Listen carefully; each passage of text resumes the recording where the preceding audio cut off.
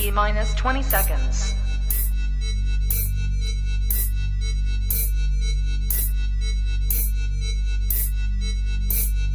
10, 9, 8, 7, 6, 5, 4, 3, 2, 1, 0.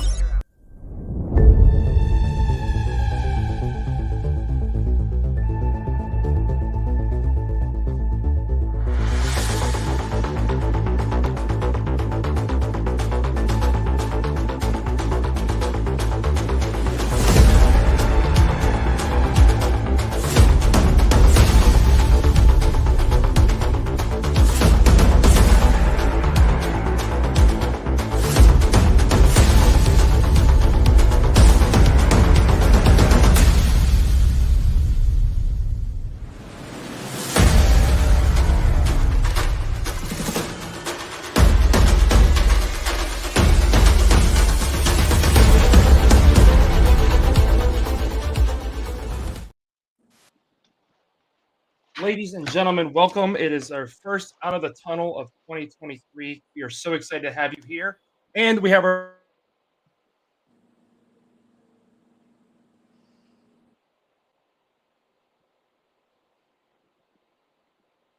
George, your speaker's not working. He went out, but I there we go. Yeah. Still can't hear you, George. you hear me now? Yep, you're good. All right, what a start to 2023 for us. There we go. Welcome, everybody, to our first out of the tunnel of the season. We are so excited to have you here. We have a huge special guest today, Mr. Rico Knows. Thank you so much for joining us today. How are you, sir? I'm doing amazing. Good morning. Good morning. So a lot of our followers may not know you. I discovered you on TikTok. You have a huge following on TikTok and YouTube. So we want to do a little Q&A here with you to get our morning started. First off, how did you get into content creation and deciding that you wanted to do this with your spare time? So this is going to blow your guys' mind because it has absolutely nothing to do with sports. In about 2014, so let's say 9-10 years ago, I was informed that people were using my likeness and image, my NIL, my name, image, and likeness, to defraud women all over the world. True story. like catfishing. Right. So I'm at work one day. Mind you, I'm a senior leader in the Army. I think I was a sergeant first class at the time, meaning I'm a platoon sergeant. I'm the guy in charge. And as I keep getting promoted and getting more levels of responsibility, people keep giving me these little rumblings like, hey, somebody's pretending to be you online. I didn't know what they were talking about. So I finally went online and I saw on Facebook, Instagram, and all the dating apps and even Craigslist and all these things, people were pretending to be me, using my pictures to defraud women all over the world. And I thought, wow, if only I could get all that money. No, I really the nerve of these guys. So it turns out it was like a group of African scammers, and they were doing their thing, and they were ripping people off all over the world. So I said, let me get off social media, deleted all my accounts. I work for a 3-letter agency, right? I work for the military. I do a lot of different things. I'm a cyber expert. I cannot be caught up with this. So for my entire career, I've been in the Army over 20 years now. Excuse me, just got a pop-up, and that just ruined everything. Sorry about that. So after my entire career in 20 years, I got to keep it clean. I stay off the social media. Then one day I decide, man, I want to go clear my name. Like a lot of people think I'm the one defrauding everyone. A lot of people think I'm the one making these fake profiles online. So I started TikTok because I could actually talk to people, and you can't do this. Like you can't pretend to be me if I'm talking every day. Right. Video. You can still photos. You can do all that. So I went and I said, I'm going to make a video. And I started making videos, and I was giving advice to women who were getting defrauded by hackers. And I swear to you, I did this for like 4 months or 5 months on TikTok, where I was just in here talking to the victims of anybody who fell in love with my photos. And that was my entire following. So my entire following, I got up to like 5,000 followers, and it was all women. And it was all talking about relationships, getting catfished, dating apps, how to make your relationship last longer. Mind you, I'm a twice divorced 40-year-old man. I can tell you all about failure. Nonetheless, one night though, as I'm going through the For You page, Barstool Sports came up. Mhm. And one thing in my repertoire that I don't really share with everybody, at least at that time, was, oh, I'm a sports fanatic. Like, I'm a walking almanac. And nobody knows this. Like, I just don't share it with anybody. I didn't like to talk sports at work. Hated it. Mhm. I Yeah. couldn't stand any sports conversation. If two dudes were talking sports at work, I would avoid them. I had a rule at work. You can't walk, so I'm a first sergeant. You can't walk by my office and be like, yo, Top, did you watch the game this weekend? I call that a drive-by. No, I'm watching the game. It's work. It's 9 o'clock. We need to be, knee deep in our email or whatever we're doing. So I told these guys, hey, man, no drive-bys, no talking sports. But here I am on TikTok one day, and a video on Coach Prime, Deion Sanders, came up. Mhm. And somebody said Coach Prime is not an X's and O's coach. And I just felt some type of way about that statement. And so instead of hitting and arguing in the comments, instead of writing, I hit reply. I showed my face, and I displayed something that's not normal for certain people giving sports takes, meaning I can coherently and articulately, portray and exude my answer in rapid fashion without hesitation. I know what I want to say because I'm passionate about it, and I can convey it to the masses. And the greatest thing about it is, whether you know a lot about football or you know nothing about football, I got you, right? I can explain things in a highly technical way, or we can break it down to like layman's terms. Like, yo, cuz you're way wrong. Like, you're way off. Like, you're just out of pocket right now. Or we can sit down and we can say, hey, by the way, he doesn't have to be an X's and O's coach. He hired a new coordinator in Sean Lewis, the former head coach at Kent State, and he's the X's and O's guy. Most head coaches aren't X's and O's guys. They're more organizers and managers of resources. And I went on and on and on this tape. And I went to bed. Woke up the next morning, and I had 300,000 views on that video. And I thought, what the hell just happened? People were sharing it everywhere. They were like, whoever this guy is, he knows sports. And Yeah. at the time, my name was not Rico Knows. It was Rico with a bunch of like numbers at the end. That and I don't tell anybody this, but it's Rico 1128. That was my original thing, right? The 1128 are my high school football numbers. I used to wear number 28 when I went to one high school, and then when I transferred to the fancy high school for my last 2 years, when I transferred there, 28 was already taken, so I had to wear number 11. So these are my two high school jersey numbers, and it's there. It's Rico 1128, but nobody could remember it. So one day, one of the commenters wrote to me and said, man, you know everything. You should just change your name to Rico Knows. And I wish I could find that comment, because I want to give that man credit, whoever came up with the idea. And I hope nobody goes out there and tries to claim they said it. But some guy just chimed in and said, Rico, this should be your name. And I changed it immediately. That's pretty cool.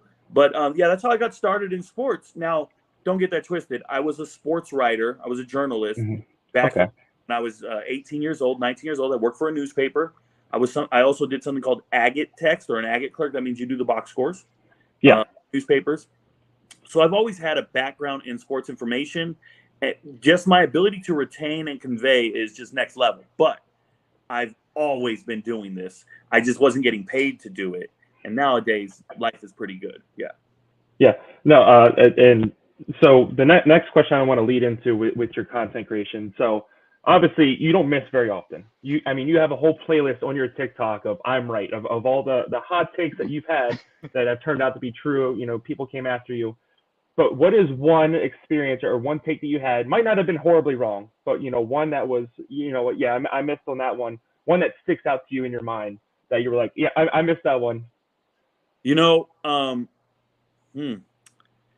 don't dwell on the misses all that often. I can tell you that. But what I'll say to you is this: people are kind of in disbelief with how many things I get right. Right? You're a gambling man and you hit on 55% of what you're saying. You make a living doing that, right? You're in the positive. It's insane. I was interviewing a guy yesterday, and he says, "Oh, I do picks," and I said, "Well, what are you batting for the year?" He does baseball picks. He goes, "I'm at 55%." I'm like, "Holy smoke! If I was at 55%, I think I'd be crucified, right?" But the reality is if you watch my UFC live streams, I'm at about 90% on UFC fights. If I tell you who's going to win the fight, I'm right. 90%. I'm not even joking. It might even be higher, which is absurd because I don't gamble. Everybody's like, man, I want to know what he's saying. We're gonna find out what I'm hitting on football, but when it comes to draft projections, that's where you can get it wrong. Like Right. March Madness came, and I hit on March Madness. I picked the winner. My bracket was in the 99 percentile. I picked UConn. Everybody go, well, he made 20 brackets. No, I showed the screenshot. I made 3. But I also picked FAU to go on a run, and they did. I picked Conference USA to be amazing in NIT, and they were. It's just sometimes you pay attention to the details. It's not hard to be right when you evaluate these players for 5 to 6 years at a time, right? I become familiar with the players from high school all the way through college. So by the time they transfer, redshirt, they're in the 2 deep. I've known about these kids for years upon years. And it's not the same as somebody trying to guess who's going to be right. And you just did some research and you Googled search for that week and try to figure it out, right? So that's why I'm hitting so often. It's just familiarity and actually knowing the game and knowing what's going on. I pay attention to coaching changes a lot. I believe coaching staffs are part of the equation and the metric. But if you want to talk about me missing, the only time I'm going to miss, to be serious, the only time I'm going to miss is when I make a projection on a draft pick. And a lot of this has to do with the NFL and how they utilize players. I have a bigger issue with the NFL having a larger commitment to players they're financially invested in as opposed to the best players on the team, right? Think about that. Right. There are better players that aren't starting because they don't get paid more. It happens. There are 5th and 6th, 7th stringers who are probably better, but they're not going to have the same level of commitment to that team or stay on the roster. They'll just release them because they know they're going to clear waivers and then they can put them on the practice squad. But they're going to keep a guy that's $3 million and a backup quarterback that they know damn well he's not better. Happens all the time. But I did miss. I said very clearly, very loudly, I believed in a ton of group of 5 wide receivers who have not hit in recent memory. There's a guy named Moore. I think it's Sky Moore. Sky Moore, yeah, I know. Sky Moore, wide receiver, looked great in the combine, looked great all season. I believed in him. A lot, Western Michigan has gotten me in trouble the last couple of years. At least 5 years, 5 or 6 years. It happens, but I will say that I try not to guess where lightning's going to strike. Right. I said this the other day. I try not to guess where lightning's going to strike, but I could advise a GM and an entire team whether or not it's going to rain. Like I could tell you whether or not that person is going to be a flop and not be great. I can't tell you who the next Hall of Famer is going to be, but I can tell you who's not going to be a starter in the NFL. And what that comes down to is like you can't measure somebody's work ethic, commitment to the game, and their development or their commitment to their own self-development. I have no idea who's watching film. I don't know who's going to get to the NFL and be excited that they made $30 million and never try again, right? You look at a guy like Trey Lance, $27 million at San Francisco. Does he really need to try in Dallas? Or can he just collect a couple more checks and call it a day? He doesn't need to try, right? So it's hard to measure commitment to the game and what's going to happen. But if I was ever going to miss, it would be trying to project draft picks because I don't know the personality of 32 different GMs and what value in their structure, their franchise. Yeah. So I'm glad you brought the draft. That kind of leads into my next question. So a lot of times, high-profile colleges, Alabama, Ohio State are the 2 big ones. It used to be USC before Lincoln Riley got there. Obviously, we will need to see what happens with Caleb Williams. But what do you think the biggest issue is that quarterbacks go from these high-profile programs that look so good in college that when they get to the NFL, they really start to struggle? Like I said, Ohio State was a big one. You had Dwayne Haskins. We'll have to see how C.J. Stroud turns out. Justin Fields, as a Bears fan, is looking okay so far.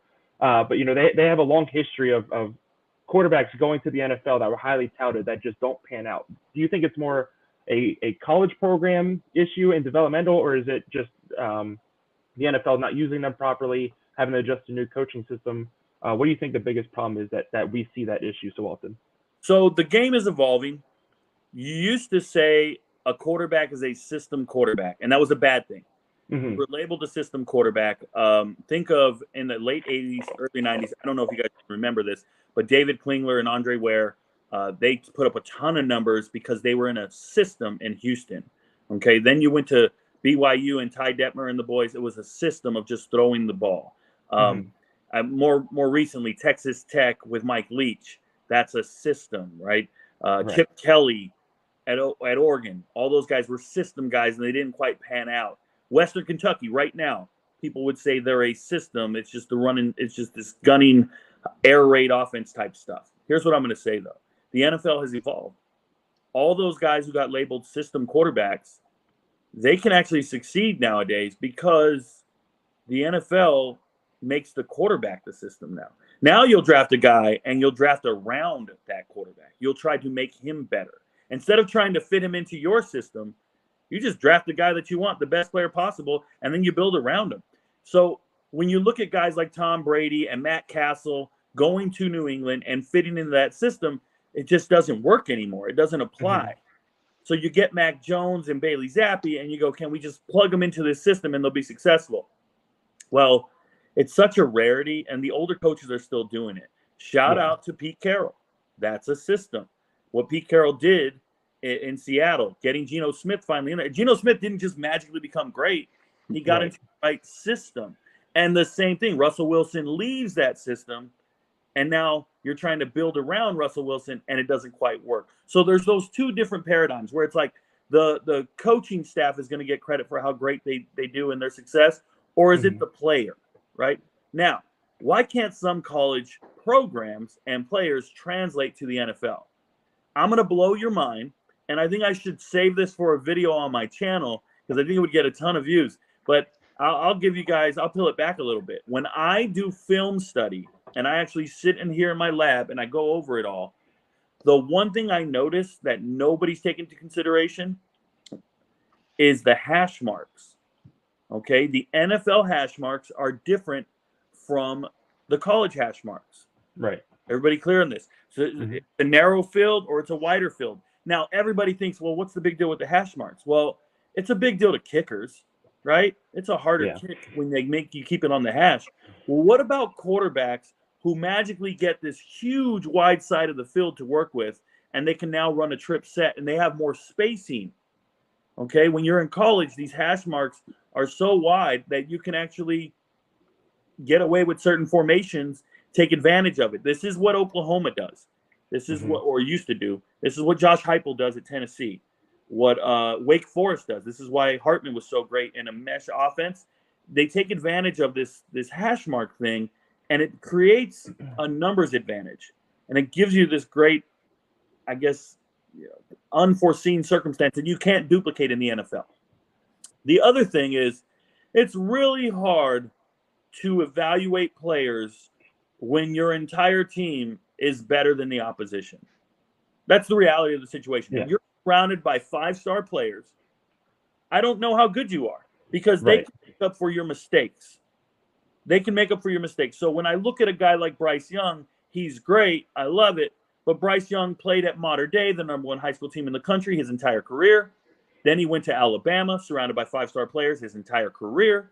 And now he's at Carolina. And when you saw him in the preseason games, last night he played great. But when you watch him, you go, oh, he doesn't have that talent advantage everywhere. Yeah. Oh, this is the first time he's going out there, and his linemen aren't better than the other linemen, and his wide receivers aren't better than the DBs. And that's where the challenge comes in. A lot of these guys have always been the best player on the best team, and that's the case when high school goes to D1, but it's really drastic when you're at Ohio State and you've been stomping out everybody in the MAC and everybody in the Big Ten, and then you show up to the NFL and you go, holy shit, my tackle's not as good as he was, right? Right. So, and that's what happens there. So that's my assessment on why they struggle is there's a talent gap, and you don't have that talent gap when you get to the NFL. Everybody can play ball. Right. I watched your film breakdown this morning on Bryce Young when he played last night. And I mean, you brought up that same point. You talked about how he wasn't feeling that pressure. He needs to step up in the pocket, but he's not used to that because his tackles could take care of anybody. He could sit in that pocket for longer. Now he needs to get used to it. And then, but you also talked about how throughout that game, it seemed like he developed more on that 3rd and 9. Hey, I just need to run this. I just need to get yards, get the first down. And so I think Bryce Young, and this is my standpoint on it, is he has the football brain to know how to adapt and learn from there. Whereas I feel like other quarterbacks in the past might have been, like you said, hey, we're jumping into this new system. I got to play against the big boys now. And then their brain just, for some reason, just can't seem to want to improve from there. Whereas Bryce Young, and it's a preseason game, but it looked like he's okay, this pressure's coming. I can't just stand back here all day. I need to step up in the pocket. I need to take off and run. Have you ever heard an NFL quarterback talk about an old game he played in? Like one of the great NFL quarterbacks, Peyton Manning or Tom Brady or Drew Brady. They can replay every single play in their brain. Yeah. Like they just call it back, right? It's called cognitive load, right? Mhm. Say you're at the shopping mart. You're in the shopping. You're buying food, and you want to throw something in your cart. Eventually, if you keep throwing stuff in the cart, it gets full, and it doesn't matter what you throw in the cart. It's just going to fall out and not stay in the cart, right? Yeah. When you get information and you have to process, your shopping cart is your cognitive load. These guys can learn so much and retain it in their cart. Some guys have bigger carts than others. Yeah. Okay. Bryce Young has a huge shopping cart. He just needs to learn what aisles he's going to go down with it and what he's going to throw in it. But he can remember everything. And we know this because in the pre-draft cognitive load testing, right, in that S2 testing he did, he was first. Second was Jake Haener. But Bryce Young was able to process things and understand and remember ciphers, right? Like I'm so great. Check me out, bro. I have a cognitive load you can't mess with. Get to know Rico Knows. Get is the 7th letter in the alphabet. E5. T is 20. So the next word 2 is 2015. 11, 14, 15, and 23 is no. Rico is 18, 9, 3, and 15. I can do a cipher right now in my head because my cognitive load is ridiculous, right? Right. So these quarterbacks are very similar when it comes to the NFL. I want to tell you that Anthony Richardson had a play, and I showed it to everybody. He had a play where his pre-snap read, he should have identified a linebacker was locked on his running back. Mhm. And when that linebacker changed his responsibility mid-play, he did not identify that his running back's now open. Okay? That inability to process in the moment under the heat of fire, that's innate. Okay? It's innate. You can try to sharpen it, coach it, make it better, but some guys have it and some don't. Okay? You're either born with it or you're not. I'm telling you, you can do a bunch of memory drills and but we got to figure out what's your baseline. Everybody's got a certain level of cognitive load, but what's your baseline? What's your shopping cart? Right. So I feel like he has the ability to be great, but remember this, Bryce Young has the right mindset, but one of the skills he showed last night was the ability to run the ball and make guys miss. I saw it in practice. I watched a lot of practice tape on him. Remember, they never go live at practice. Yeah. They're never. I'm like, did he really make him miss? And they let him throw the pass or whatever. But he looked good. But a little guy like that, having to run to move the chains, that's a recipe for disaster. That little guy, a linebacker, will eat him. Yeah.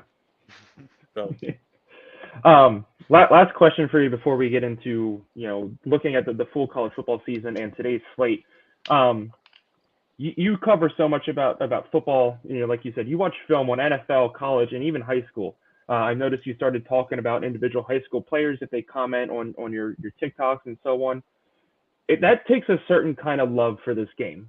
What is it about football that makes you love it so much that you don't only just make content, but that you sit there and you deep dive into everything, and you do all this draft analysis, you look at the transfer portal, recruiting rankings, high school film, NFL film. What is it about this sport that makes you love it so much to go through all of this? I'm not a fan of teams.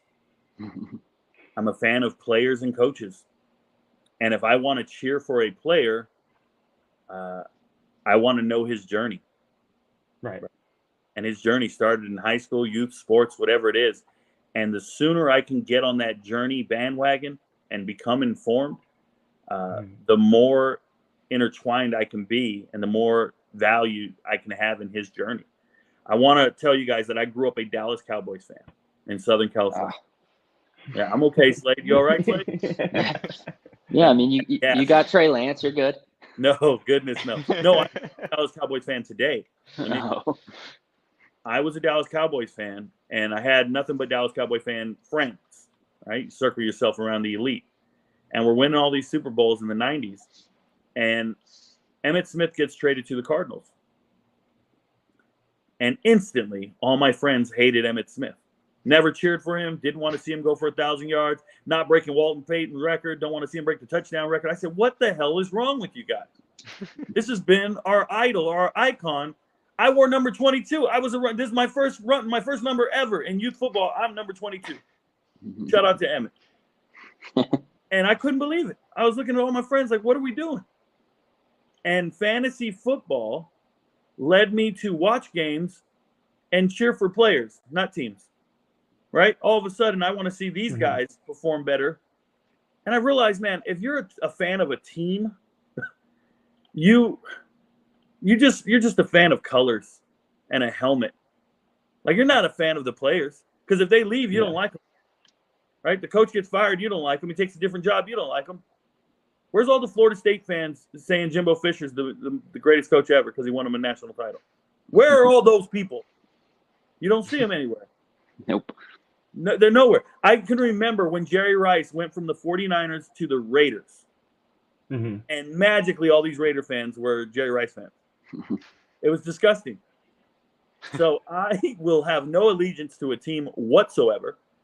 And that's why I'm so infatuated with the transfer portal, is I can actually be fans of these young men who are finding better opportunities elsewhere, better fits, maybe more exposure, more pro pedigree, whatever it is.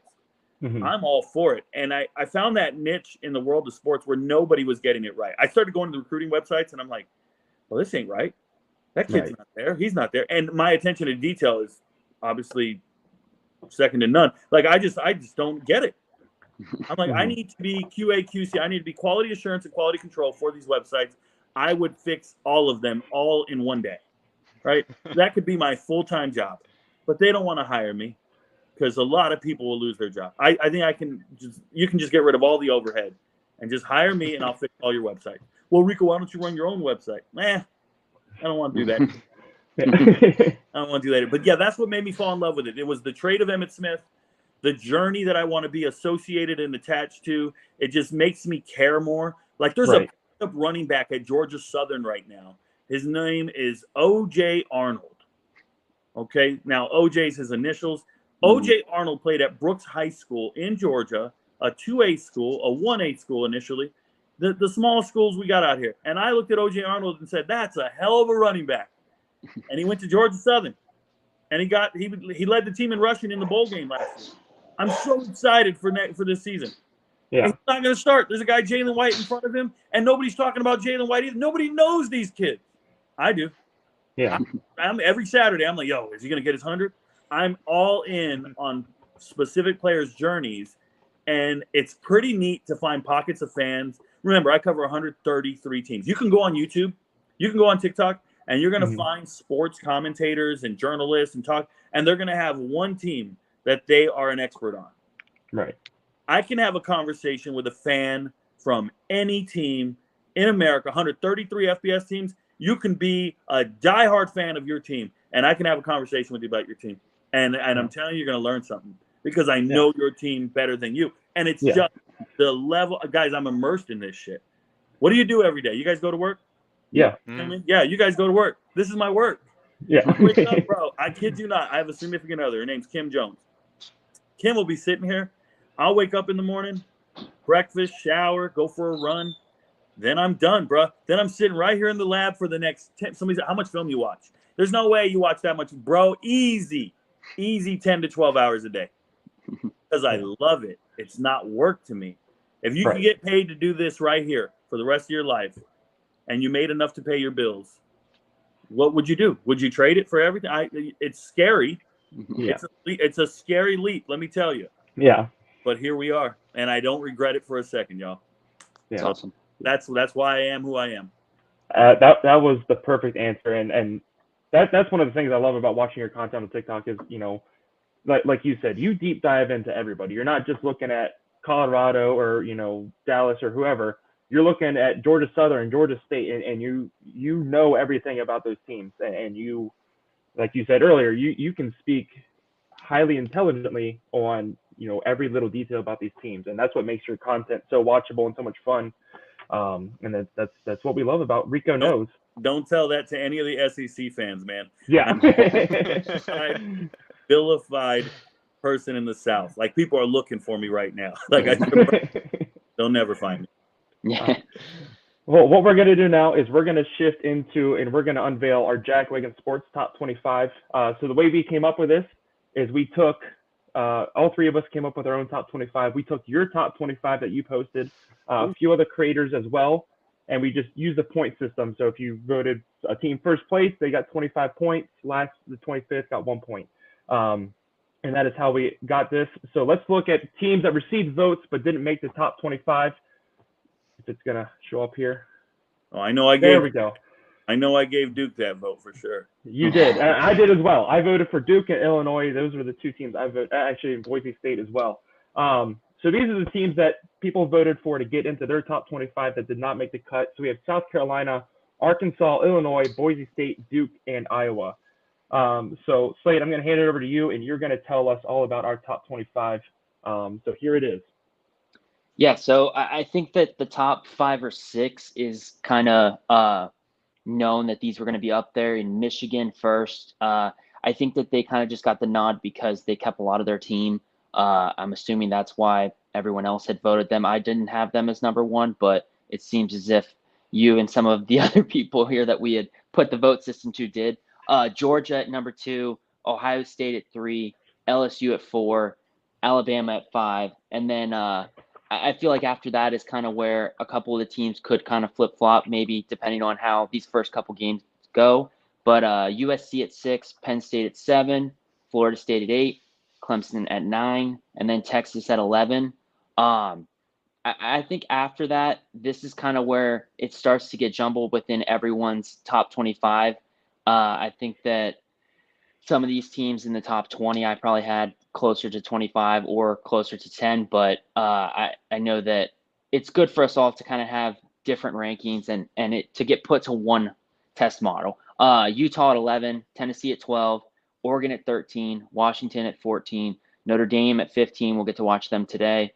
Oregon State at 16, Oklahoma at 17, Kansas State at 18, Texas Tech at 19, Wisconsin coming in at 20th, and then rounding out the last top 5 of the top 25, Ole Miss at 21, TCU at 22, UNC at 23, Texas A&M at 24, and South Alabama at 25. So Rico, seeing this, what's your first impression of this top 25? My first impression is shout out to South Alabama for making top 25. You guys, I'm really high on South Alabama, and what people don't know is on the AP poll, South Alabama got like 1 vote, and the coaches might have gave them 4 votes. Yeah, I believe they're not losing more than 2 games this year. We're gonna find out. Yeah. Their first game is pretty tough, but when I look at this, I'm pretty I'm perplexed at a couple of the guys. Like I'm perplexed. I'm like confused, but more power to you guys. I don't know who's responsible for it. I'll never put TCU in my top 25. There's nothing you guys can do. Put my arm, do what you want to do. I got TCU going 5-7. There's just no way around it. I know I jokingly made a video where I said Alabama's losing every home game. Alabama fans are upset about it. Everybody could do it. I can imagine. Man, I hope it comes true. No, they pay attention. How am I just randomly going to say they're just losing every home? I just went home game. They didn't even pay attention. It doesn't matter. Yeah. But shout out to you guys for recognizing what Michigan is bringing back. Michigan does look poised to have a great season, probably win all their games, and be in the playoffs and do their thing. Now, if they do lose to Ohio State, if they don't overcome some of their hiccups and their problems, more power to them. That's their business. I'm not going to be down on them. I'm not going to be upset. It's a preseason poll. I want everybody to understand this. You do a preseason poll, you are not predicting who's going to make the playoffs. You're not predicting who's going to win the national title. What you are saying is at this date and time, at this moment, right? It's a snapshot. This is who's the top 25. Injuries can happen, and if injuries happen, you didn't predict the injury to happen, right? But I am thoroughly surprised that Utah is at 11. I want to make this very clear. I am thoroughly surprised Utah's at 11. They've won back-to-back Pac-12 titles. Cam Rising is coming back off of an injury, but nobody is picking Utah at 11. Nobody that I've seen. So that blows my mind. More power to you guys. I'm excited for you, but I don't see it. Washington's going to struggle, guys. Washington's not going to be as good as they were last year. That's what I like to hear. That's what I like to hear. You like to Oh, I didn't know. Hey, but your team's receiving votes. I want to tell you, man, South Carolina has a tough schedule, but I think South Carolina is actually better than a lot of teams. Okay? Like talent-wise, they're actually really good. You'll be surprised how good South Carolina is this year if you're not high on them. And whoever, and George, I think you said it, you put Illinois in your bracket. Yeah. Yeah, don't give up your day, John. There's no way in the world Illinois is in this bracket. Illinois, shout out to Altmaier for being there, but they just lost their defensive coordinator, right? Ryan Walters just became the new head coach at Purdue. They lost their starting running back, 2 defensive backs that got drafted in the NFL. Like, they just lost senior talented people. They lost really good people and coaches. They didn't just lose a defense coordinator. They also lost a linebackers coach, a defensive backs coach. They lost all the continuity you were looking for. What they were supposed to do last year was win 11 games, and they lost 3 games by 1 possession. That's their fault. They were a senior Latin team, and they didn't get it done. So just remember that. Like, I don't think they're going to achieve the greatness everybody's hoping for. Coach got his big paycheck. Congrats. But you guys got to give Iowa some more respect. Iowa's going to be solid. I'm cool with Boise winning the entire Mountain West. So if you're going to win the Mountain West, you're probably going to win at least 10 or 11 games. That gets you ranked. Yeah. So that's what they'll be at the end of the year. But once again, I thought it looks pretty good to me. I got no beat. Nick, let's move on to. Go back to your top 25 real quick. You go back to your top 25. Yep. 1 second. Let me add it back here. Sorry. No, you're fine. I want to double check something. Where's Wisconsin? 20th. Yep. Wisconsin's going to win 11 games. But they're in the loser side of the Big Ten. Wisconsin's going to win 11 games. Yeah, I don't doubt that. Okay. Yep. So look at the teams in front of them. How many do you have winning 11 games? Remember that. Okay. Nick, let's go ahead, and you wanted to talk about some college football dark horses for this season. Yes. So, dark horse, I don't necessarily think is the right word. We had talked outside of the podcast, just in our chat, and I felt like possibly there's a couple teams here, like the Michigans, the Georgias, that, everybody kind of expects when those 4 teams are selected at the end of the season, those are going to be 2 of the teams. But I see, 1 or 2 plays throughout the season, I think could easily not only mess up the other 2 remaining spots, but could possibly mess up that Georgia, the Georgias and the. I think of like Rico, you mentioned Ohio State earlier. As a Penn State fan, I'm a little biased, but I think they have a team that could put together, maybe not win, maybe end up the same place they have been, but challenge again. 1 or 2 plays could change that. So I just wanted to get feelers from everybody, see who you thought could ruin those seasons for those teams looking to get into the college. The Michigans, the Georgias. I know, I believe it was you, George, that had mentioned LSU outside of the podcast. You think that they could spoil some things. So just wanted to get everybody's opinion. I have my current list, as mentioned, Penn State and Ohio State. I think those games with Michigan could, very easily have a chance to hopes. Bama and LSU, like you talked about, George. And then the ACC, Clemson. Like, everybody's high on Florida State. Clemson's going to be Clemson. They're going to be there. So I put them on my list as someone who, could play spoiler, especially to a Florida State. There's a good chance they play in the ACC championship game. That could go a whole lot. You guys' opinions and who you think, could be spoilers to those teams looking to be in the college football playoffs. Basically, you're looking for this year's TCU, right? Yeah, in a sense, yeah. They don't have to necessarily be, as far down as TCU was, and kind of made that pop and ended up there, but just somebody that could be that TCU. Rico, since you're our guest, I'll have you go first. Who are you picking to be, your team out of nowhere to make the playoffs that people aren't really talking about as a playoff contender right now? Yeah, I don't think that's going to happen. I don't think that you're going to have a TCU every year. I don't think that's realistic. That's not something I would ever bank my money on. Maybe when expansion in the playoffs, people can start playing with this. But the reality is every single conference has about 2 or 3 really good teams, and they all have a chance to beat each other if they play each other. They play each other, right? Now, looking at the perennial powers, when you talk about the ACC, Clemson and Florida State are the favorites in that conference. One of them's going to win, one of them's going to lose. That's not a big deal. Like, that's not a derailer. That's not detracting. Same thing with the Big Ten. Penn State, Michigan and Ohio State, one of them's going to win, one of them's not. That's not a big deal. What's a big deal is when you see a team like Minnesota or Purdue get lucky and beat one of those big guys. Now that's a detractor. Now that's a problem because nobody foresaw that, and it hurts your brand. In the ACC, Duke plays Clemson week 1, Monday night. What if Duke beats Clemson? Now, is it going to happen? Hopefully not. But if it does, that just ruined everything for the ACC because now Clemson's really not going to have a shot for the playoffs off that loss alone, and they could still beat Florida State and still win the whole damn conference. And now you have a conference champ with 2 losses. This happens everywhere, right? It doesn't happen in the SEC as often as we'd like, only because they don't play 9 conference games. So there's one less chance for it to happen in that conference.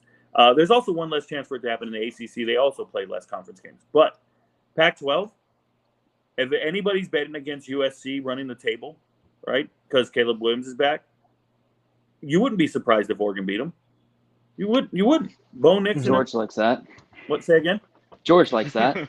Oh, I don't know who you guys are fans of. I'm just kidding. But that's what happens. So when you have to look at the way I try to do it is you look at who do you think is going to make the playoffs? I try not to guess ever. You'll never see a video of mine predicting national champions or playoffs. And the reason for that is you can be a Power 5 champion and not get in the playoffs. That's absurd, right? And then they'll be in my comments like, Rico, you missed. No, I didn't miss. I just didn't know the other teams were going to go undefeated while this guy was winning the conference. Shout out to Clemson. Shout out to TCU back in 2014. That was one of the best teams I've ever seen. And they went through a gauntlet like you'll never believe. If you ever get bored, go Google TCU's schedule back in 2014 when they went through I think it's 4 top 15 teams in a row. There's no gauntlet like you've ever seen. And they got left out of the playoffs. And nobody's mad because they got left out for Ohio State, who ended up winning it all. Well, Rico, they didn't, they got the 4th place team. The 4th place team got in, blah, blah, blah. Dude, stop it. So when I look at teams that you think are going to be in the playoffs, then you have to look at teams that you think will beat them to knock them out of the playoffs. And that's where things get kind of shady because everybody's expecting Texas to have a big year. Yeah. They're assuming they're going to beat Bama. Because if they don't beat Bama, what are we talking about, right? So they got to beat Bama, and then they somehow have to beat everybody else on the schedule.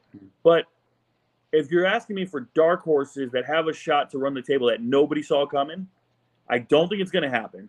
But if I go to each conference and I got to identify a team, in the Pac-12, I go with Oregon State. They are a very well-coached team. They looked amazing against Florida in the bowl game. They have a great team, the great nucleus. They just look tough.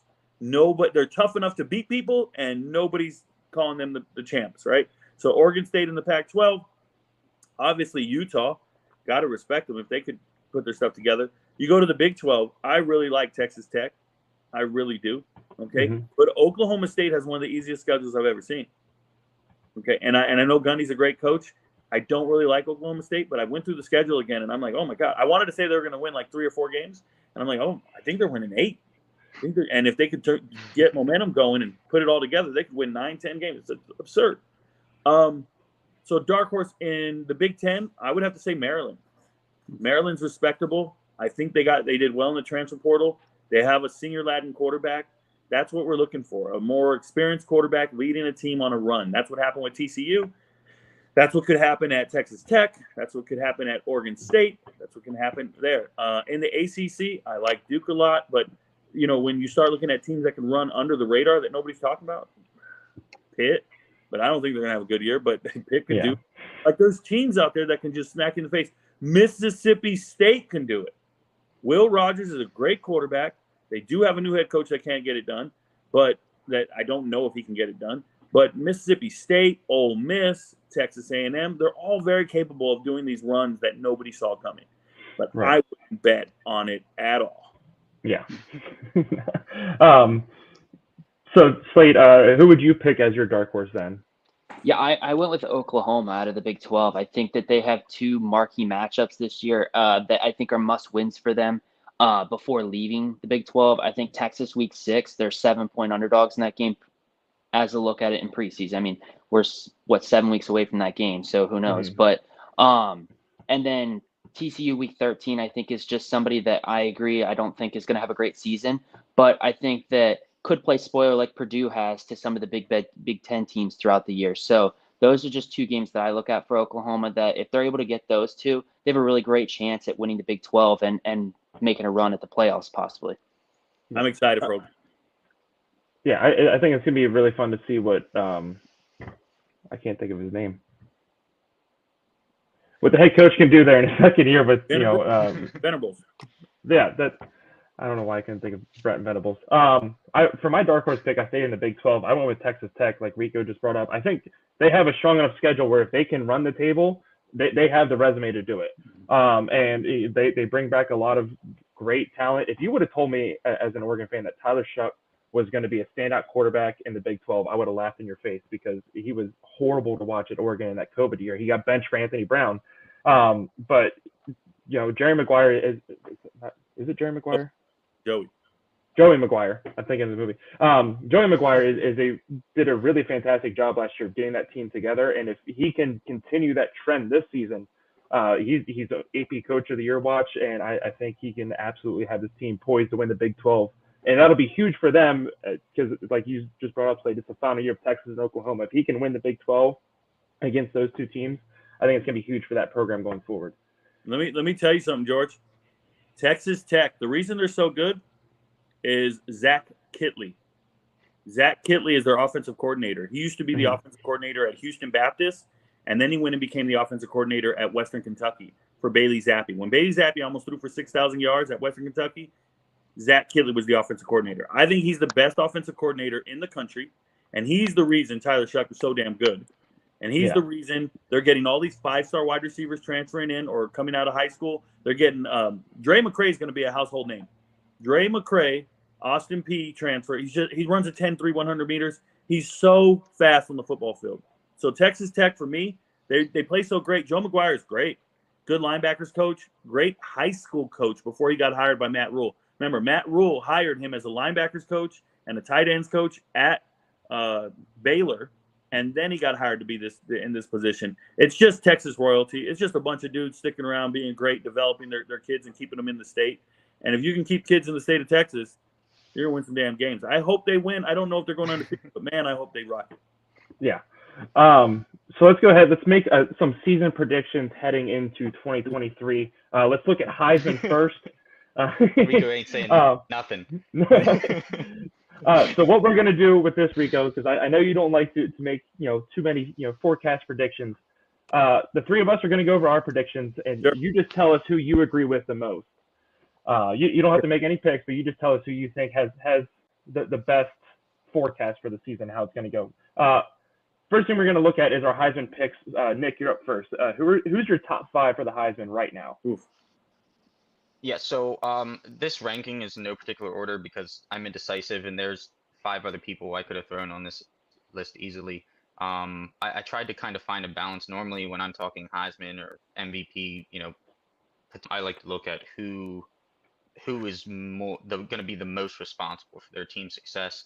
The Heisman isn't always necessarily like that. Sometimes people have a lot of talent around them. So I kind of tried to find a middle ground here. So again, in no particular order because I'm indecisive, I have Drake May up there. They love to throw the ball. If he can cut down on something, he has a better season, and he had a decent season last year. I'm not 100% sold, but there is a lot of hype around him. He's going to need to make some changes, but whatever. Up next, I have Drew Aller. Again, this is probably a little biased pick. But he's got all the tools that he needs to be successful. Him isn't anywhere near the top of the country. But when it comes to good quarterbacks, especially ones with good arms, they can find a way to make the players around them better. He's going to have to do that if he wants to be in this Heisman conversation at the end of the year. But again, he has all the tools to do it. Caleb Williams, this is a no-brainer pick. I don't think I have to explain this one too much. That George is extremely high on. Blake Corum, the production that he puts up, and he has a running back, in my opinion, that's, if not as talented as him, very close to as talented as him, right behind him. he's still putting up good numbers.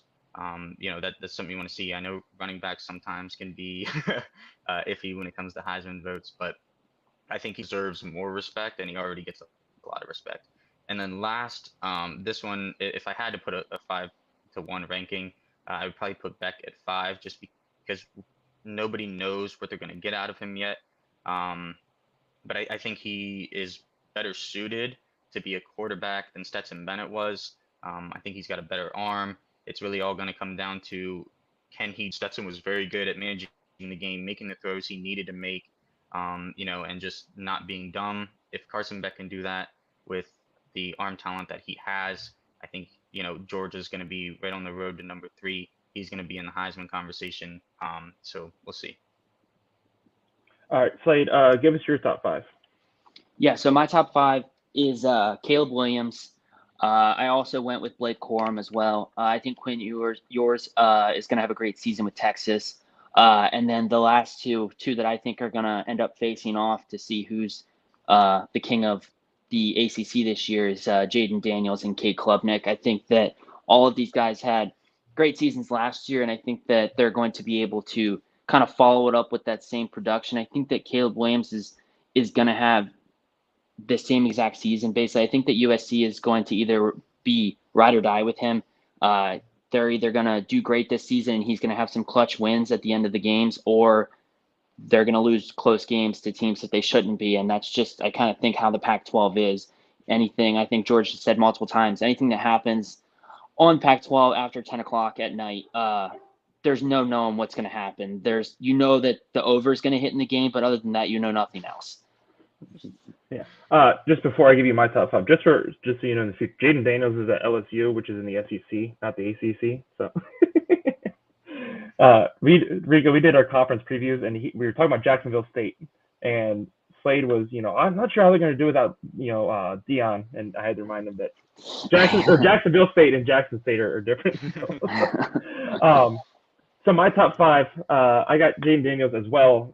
Again, I'm very high on LSU this season, and if they're going to do remarkable things, make the SEC championship game again, they're going to need Jaden Daniels at his absolute best. And if he can play at that level, he's absolutely in the Heisman conversation. Braylon Allen from Wisconsin. Rico, I actually saw you talk about this yesterday. And if Wisconsin is going to have the year that a lot of people see them having, especially with their new head coach and just the high expectations there, they're going to need a strong run game that Wisconsin always has. They're going to be a little bit more balanced with a passing attack as well.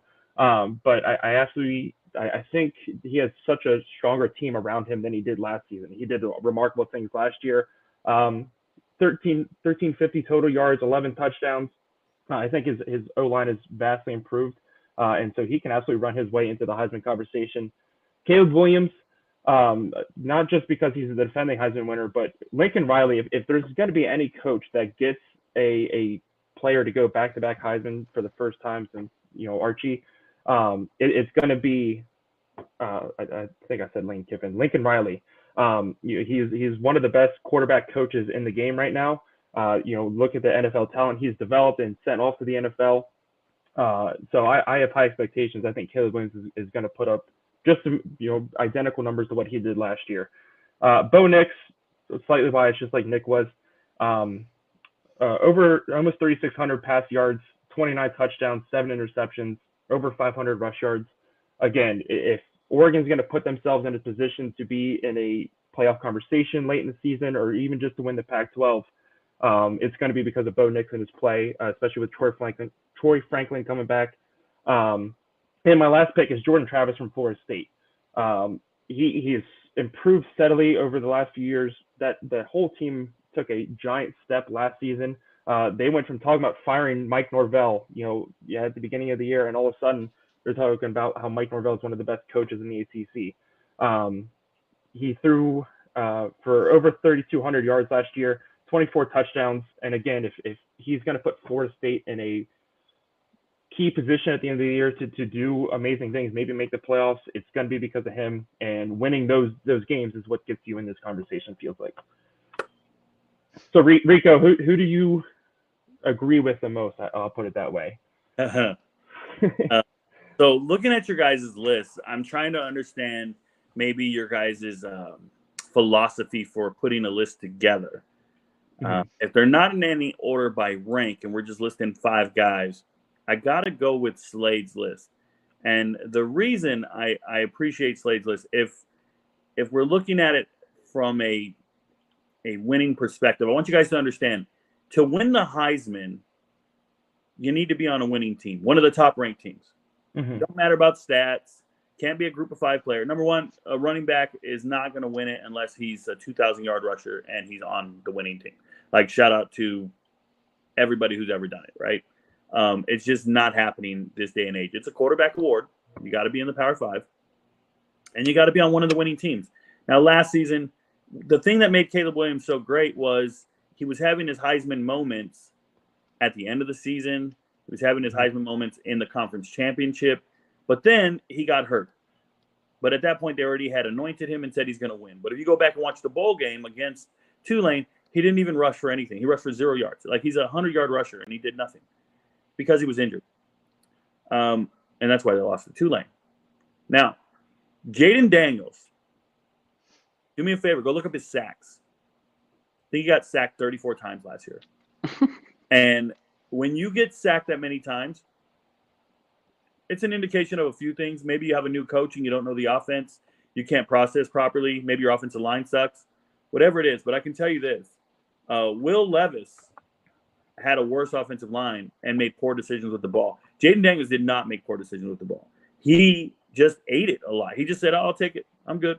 And that's maybe a smart decision. Live to fight another day. But he needs to learn to get rid of those negative plays. It'll help his offensive numbers. He could potentially rush for 1,000 yards if he didn't get sacks often. Okay, so that would help him. Any quarterback rushing for 1,000 yards, you start getting in that, that Vince Young conversation. But these guys are going to have to be in the national title picture. And I just look at it, and I think the variety of players he has on this list, one from the ACC, from the Pac-12, from the SEC, from the Big 12, like that to me spaces it out and makes it accurate. Go back to Nick's list. Yep. First thing I have to ask you is, you got a guy in Drake May. What's he going to do? North Carolina is not going to be a top 10 team this year. Drake May just lost his 2 leading receivers, right? Antoine Green's in the NFL, scored a touchdown last night for the Lions. Josh Downs is gone. He lost his number 1 wide receiver from the transfer portal. He's declared ineligible to play this year, Tez Walker. He lost his entire secondary. Dre Bly was the secondary coach. He just left for the NFL. 6 defensive backs drafted out. So they're going to be on defense all day long. They're going to be giving up first downs left and right. I think Drake May is going to struggle. He also lost his offensive coordinator in Phil Longo. I'm not big on North Carolina. They won't be good this year. And they can prove me wrong all they want. And if they do well, it's going to be shout out to Nate McCollum, but not necessarily Drake May. That's how I feel. Drew Allar couldn't beat out Sean Clifford to be the starting quarterback. Is he really a 5-star quarterback? I've never seen a 5-star quarterback not beat out a guy and have to sit out the year unless that guy was a stud, unless that guy was a bona fide starter. When you start looking at 5-star quarterbacks who didn't start their first year, Bryce Young, because Mac Jones was starting, C.J. Stroud, because Justin Fields was starting, it's always going to be an NFL guy in front of you. So is Sean Clifford that caliber of person to have kept Drew Allar on the bench, or is Drew Allar just not quite there? I don't know if he has the same weapons. He has great running backs that get a lot of credit for moving the chains and playing great. So I think if Penn State has a great season, it's going to be most of the credit's going to go to his 2 running backs. Let's be real with that. Okay, Caleb Williams, obvious selection. I'm cool with it. Blake Corum shares the backfield, and let me tell you guys something. When you're a running back and your backup running back is rushing for 900 yards, unless you're Reggie Bush, you're not getting anything because that guy's going to vulture some touchdowns off you. That guy's going to get carries when you're tired at the goal line, and you're not going to have as many touchdowns. You will not be comparable in stats. Carson Beck cannot be a viable candidate. Now, I said he's a 20 to 1 odds favorite to win the Heisman. Put your money on it if you were a betting man. Now, I don't gamble. I don't give financial advice. But what I'm saying is those odds are absurd. But the other more absurd odds are that a back-to-back national championship quarterback didn't win the Heisman. Right? He already had won 1 national title. And then last year, he does great statistically, over 4,000 yards passing. Just insane numbers. And still doesn't win the Heisman Trophy. You have a national title in your pocket, and you still don't win the Heisman Trophy. So even if Georgia gets back there, they would have to win the entire thing So that's fine. But then Carson Beck would have to be the reason why they win the whole thing. And that's never going to be the case. They're going to give a lot more credit to the defense, maybe to Brock Bowers and everything Brock Bowers is doing. But I just have a feeling like even if Carson Beck put up decent numbers, it's not going to be comparable. Think about it. What was his name? Hendon Hooker. Go look up his stats. Hendon Hooker's stats are out of this world. And he didn't win the Heisman. Mm-hmm. You can't. It's not just good. It's not good enough to just put up some numbers here and there. You got to be leading the team in the picture, and you got to be the reason why. I don't think Carson Beck's going to be the reason why Georgia three-peats if they do. It's not going to be Carson Beck. They could have done it without Carson Beck. But Stetson Bennett last year, he was the reason they were winning those games. He was the reason they put up so many points against Ohio State. He did come through in the clutch, and he made a lot of key passes, and he still didn't win it. So. Yeah, man, I like Slate's list. It just looks realistic. Yeah, absolutely. I'm cool with Brandon Allen. Thanks for the shout out. Yeah. Hey, there's a guy out there in the group of 5 I'm excited about if he can do some shit. Frank Harris is my guy. UTSA. I'm big on Frank Harris. All right. Moving on from Heisman, we're going to look at coaches that are possibly on the hot seat to start the season, and if they have a bad year, they could get the can. So we're going to head and look at that now. Just before we even get into it, there is one name I forgot to put on here, is Matt Campbell from Iowa State. But aside from that, are there any names that jump out to you as there's no way they're getting fired this year, or one that we're missing? Danny Gonzalez not getting fired. No way. Is there any name that we're missing from this list that you think is that nobody's talking about that could be on the hot seat looking at the record, and then if they don't perform this year? Yeah. I mean, there's 2 that you guys are missing completely. Butch Jones is the number 1 at Arkansas State. He's been there 2 years, been 3-9 back-to-back years. He's gone. I don't even care what they do. I think Butch Jones is getting fired. And then the Boston College head coach, Jeff Helfrey, is an NFL guy, was at Ohio State for 1 year. Then he got the job. He's been at Boston College. They won 3 games. Remember, they fired their previous head coach because he went 7-6. Mm-hmm. They fired him because he went 7-6, and now they got a new guy in there, losing to UConn last year, 3-13. Like, Jeff Helfrey is on his last leg, and I don't see how they possibly win. I went to do film review. Remember, who's the receiver who just went to the NFL? Stud. Zay Flowers. I went to go watch film on Zay Flowers. I'm doing all my study on Zay Flowers, and as I'm watching the film, I go, oh my God, this offense is gross. Like, the offensive scheme and the coach, whatever they were running, it was high school-esque. It was really bad. I could tell the plays before the snap. I was like, oh, I know what route he's going to run. I remember this formation and this alignment, and he does this before the snap. And sure enough, it was the same every single time. I'm like, oh, and if I can do it from home, a DB and a defensive coordinator and a defensive assistant and an analyst and whoever works for those teams, this is why Boston College is losing all their games last year. Mm-hmm. So Boston College, Jeff Helfrey getting fired by the end of, by the end of October, which is crazy because on this list here, I want to tell you guys, I don't think Justin Wilcox should be on the hot seat. I don't, but he is. And I don't think Dino Babers deserves to be on the hot seat just because he's a good coach, man. They just don't get it done, but he's a good coach. He's a great recruiter.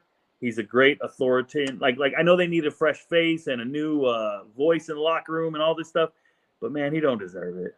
He don't deserve it. And you should write No Brown in all caps, and I think you did, but in a bigger font size. Yeah. So let's look at our last predictions for the season. We're going to look at who's making the playoff according to the 3 of us. Nick, we'll have you go ahead. On the hot seat thing, I made 2 videos on coaches on the hot seat. You guys just have never seen them. They're old. I made them back in like January. So I'm waiting for them to come true, and then there'll be some I Am Right videos. Yeah. Clear. I'm just excited to hear, when your I Am Right videos come out, your friends don't know, but Rico knows. Hey. That's probably my favorite part of your videos. Maybe your friends know. Slade and Nick, maybe they know. Yeah. So far, they know more than me. Let's go ahead and look at our playoff predictions. Nick, go over yours first. Yeah, so I'm on the same as Rico. I hate doing these predictions, especially the bottom 2. Like, I feel comfortable saying that Georgia and Michigan, could make, obviously, injuries out of the picture. Like, I feel confident saying that they can make it. Florida State and USC, are definitely two huge question marks because there are things that can happen in the SEC or the Big Ten, where a second team from either conference could get in, depending. Florida State and USC, I can see losing a game somewhere along the line to somebody. So it's very tough. Not a huge fan of doing this, but I'm wrong all the time, so why not be wrong now? I'm the opposite of Rico when it comes to that. I'm wrong all the time, and I'm proud of it. I could make a I'm wrong instead of I'm right playlist. But no, Georgia, Michigan, they have the tools to be successful. The Michigan, I think I have Georgia winning this. Honestly, that was probably the opposite of the Penn State bias. That's just me not wanting to admit Michigan's that good. But at the end of the day, they've returned a lot. They have everything that they need to make that final leap and see themselves holding up the trophy at the end of the season. But Florida State and USC, the two questions, again, really just comes down to, can they win the games that they need to win to put themselves here? They have the talent to do it. I think they have the confidence to do it. If they could stay healthy, make the plays they need to make, win the games they need to win, I think they could easily see themselves here. All right. Slade, let's go over your picks. Yeah, so I went with Georgia, and then Clemson and Michigan, I think, I went with Georgia, Clemson, and Ohio State are like my definite top three. For fourth, I went over this with George last night. Michigan, Bama, and LSU are the three teams that I could see making it into that fourth place spot. But we did a wheel predictor, and Michigan won that, so I put them in. I think that Georgia's going to continue with their dominance this year and make it into the final, and I think that they're going to be playing. Well, I think that Georgia's put the wrong thing is or whatever. again. But so I have Georgia and Ohio State playing in the final, and then I have Ohio State actually winning in that game there. I just think that they're going to be able to fly under the radar in comparison to Georgia and Michigan this year, and I think that that'll be good for them to be able to kind of shock some people. So to be clear, you have Ohio State winning it all. Correct. Okay. Yeah. Sleep deprived George was making graphics last night and forgot to update it. Looking at my playoff picks, I have LSU winning the SEC. I think Georgia runs the table throughout the season. I think they lose a close game to LSU, so they still make the playoffs. I have Michigan running the table as well in the Big Ten, so they get the number 2 seed. And I have Florida State. I have them losing to LSU first game of the year in a tight game, but they beat Clemson twice, once in the regular season and then once in the conference championship game, and that's enough for them to punch their ticket to make the playoffs. And then I have LSU and Michigan fighting it out in the national championship game with LSU coming out on top again, mainly just because of Jaden Daniels, and also I trash talked Brian Kelly a lot last year when he left and took the LSU job. I didn't think he was cut out for it. And I was very wrong, and clearly he's able to adapt his coaching style, and makes me wonder what the issue is at Notre Dame that he got Notre Dame to the playoffs a few times. They played Alabama in the BCS championship game. I just thought he wasn't a big game coach, and I was proven very wrong. So I took it back and I gave him credit where credit's due, and I have him winning his first national title this year. Shout out to Brian Kelly. Yeah, so I learned to keep my mouth shut at times. So let's go ahead and we're going to look at our cash out picks for week 0. I'm going to go over mine first since I finished in last place. First pick I'm going with is Vanderbilt and Hawaii to go over 56. This is a 63-10 game last year.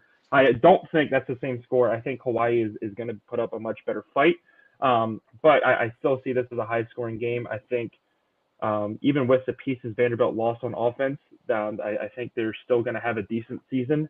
And I think Hawaii is, like I said, going to put up a little bit more points on offense. Last year, Vanderbilt had 8 games to go over 56. Hawaii had 6, just looking at trends from last season. My other pick is New Mexico State and UMass going over 45. I just look at this New Mexico State team. They're returning a lot of the same players from last year. I'm excited to see where they go. They won their first bowl game in, I think, since 2017 last season. This is a team that hung 49 points on a very hyped Liberty team last year. I think they came into that game as 21-point underdogs. And I think UMass is, I'm not going to say they're going to be good, but I think they should be improved, especially compared to UMass standards from the past. And so I can definitely see this being a high-scoring game for Week 0. I don't agree with you.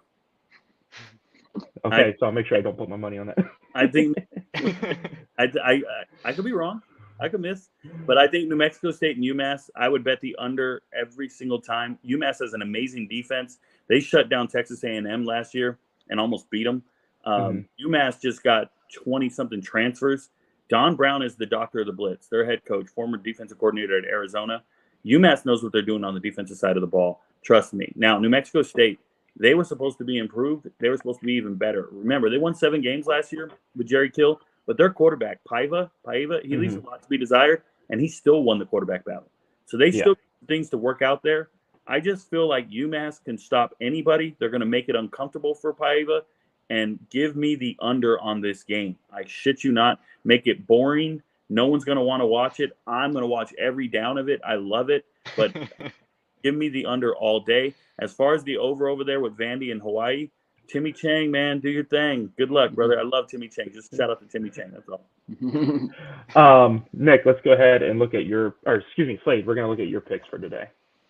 Yeah, so I think that I'd said it already. Anytime that a Pac-12 team plays, I'm looking at the over in that game. It's just crazy and how much points these teams in the Pac-12 are able to put up. A lot of it's due to no defense being played. But I have USC and San Jose State going over 66.5. And then in the other game, I have New Mexico State picking up the win with the spread here and just winning by more than 7 points. I hope so. Hey, does anybody know the line on that USC San Jose State game? I think it was like 31.5. Yeah. 31.5. Give me that. Give me San Jose State to cover that. Let me tell you guys, that's a huge deal. So, USC hasn't beat anybody by 30 points in the last year. Like only 2 teams. No matter who they play, they don't beat anybody by 30 points. So give me San Jose State to cover. San Jose State's got a really good team, guys. Trust me. They played Auburn last year, and it was very respectable. I think the final score was like 26-17 or something. I don't even remember the final score, but it was to the point where I left watching that game going, San Jose State can play some football. So now, granted, USC is going to score a ton of points, whoever they play. But San Jose State is not a game. Like, they're not a joke. Trust. Do you think USC improved enough on defense to not only be considered for a playoff spot, but just to improve over the disaster year they had last year? Or is it going to kind of be more the same as the Lincoln Riley teams that we've seen, back at Oklahoma, where they have such a stress on offense and they kind of struggle a little bit more on defense? The hell did you say? You said a disaster year? Well, from just their defensive ranking. They won a national title, and they were in a bowl game in a New York Six Bowl. Like, they were a disaster was the year before when they fired their coach, right? Look, man, when I look at USC, I've already told everybody this. Their defense isn't really the issue. It's their offense. Like, I'm not even joking. They score too fast. And when you score that fast, your defense never gets the rest. Like, you get on the field, you just score right away. Defense doesn't get to rest. And these guys just keep going out there, and by the second half, they're exhausted. You can't stop anything at that point. And then once you stop scoring, well, now you lose the game. But as long as you never stop scoring, you're going to win. Same thing happened to Tennessee. Tennessee, whatever Josh Heupel cooked up, their average yards per play was insane. They were scoring everywhere. But all anybody said, well, their defense sucks. No, they don't. They're on the field all the damn time. The offense scores too fast, and now these guys are exhausted by the second half. So if you can just get some running backs, first downs lead to touchdowns, slow it down a little bit. Get some first downs. Just grind it out a little bit. Let these guys breathe. And then you don't have to take the starters out. Because in college, have you guys ever looked at team stats in college on defense? Go to ESPN and look up team stats on every team. And you're going to see 40 dudes on defense with tackles. It's not just your starting 11. It's your 2 and 3 deep. They rotate everybody in because they're so exhausted. It's going to happen. So how deep is your team? USC, they got a ton of upgrades in the transfer portal on the defensive side of the ball. It looks impressive as hell. They got an all-conference linebacker in Mason Cobb out of Oklahoma State. They got Roland Wallace coming over at corner from Arizona. Him and Dorian Singer both came over. They're a pair. Roland Wallace played 30-something games at corner. They got studs, bro. They got Lucas came over from A&M. That's a 5-star kid. going to be in the rotation. Bear Alexander, another 5-star kid, be in the rotation up front. Their front 7 will be straight. They'll be great.